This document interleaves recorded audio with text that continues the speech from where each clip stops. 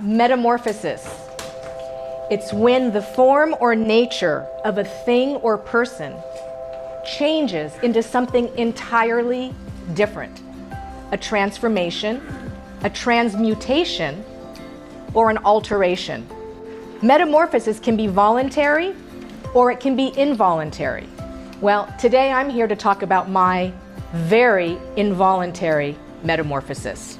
Long, long ago, almost 20 years, and very far away in Saudi Arabia, my husband took us there with business, and at the time in Riyadh, in 1997, there were about 50,000 Americans living in Riyadh. And today, thinking back, I can see my then 35-year-old self, not yet fully formed, standing at my kitchen sink. And I could hear that 35-year-old me say out loud, I wonder how single working moms do it. How do they pull it off? And then it happened. My involuntary metamorphosis. Very few days later, my husband of 10 years had a massive heart attack right in front of my eyes. There was no life insurance. There was no savings, and there was a mountain of credit card debt that I was completely unaware of. And that credit card debt would haunt me for years. And at that moment, I felt truly so alone, so small, so insignificant, so vulnerable. I had been cut in half. My other half was no longer there.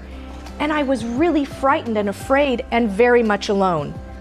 But I wasn't alone. I had our 9-year-old daughter. I had 2 dogs, a cat, guinea pigs, tortoises, a whole menagerie of animals. And I had to leave Saudi. Then my sister flew to my side in Riyadh, and she offered me the most important thing ever, a home. I had no trade, I had no profession, I had no career, I had no real job set, no skills. I had to be different to break into the South Bay real estate market. How else could I differentiate myself? I mean, there's a realtor for 5 realtors for every man, woman, child, and dog. So I worked hard. I did open houses every weekend from 1 to 4 for 6 years. I put in the work. I did what it took. I still do. I work at it every day. And then at last, my career was kind of on cruise control, and every year it was growing and building. And then I was finally in a place where I could give back. I could give back to others.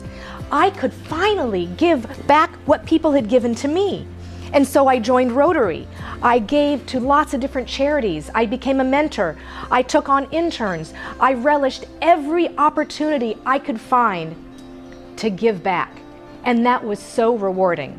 And then just the other day, I'm looking in the mirror, preparing for this morning where I could be with all of you ladies. And I looked at myself and I said, Allison, you're 55 years old. And you know what I answered back? I am just getting started. So, in closing, when you think you can't, you can. And when you think that you won't, you will.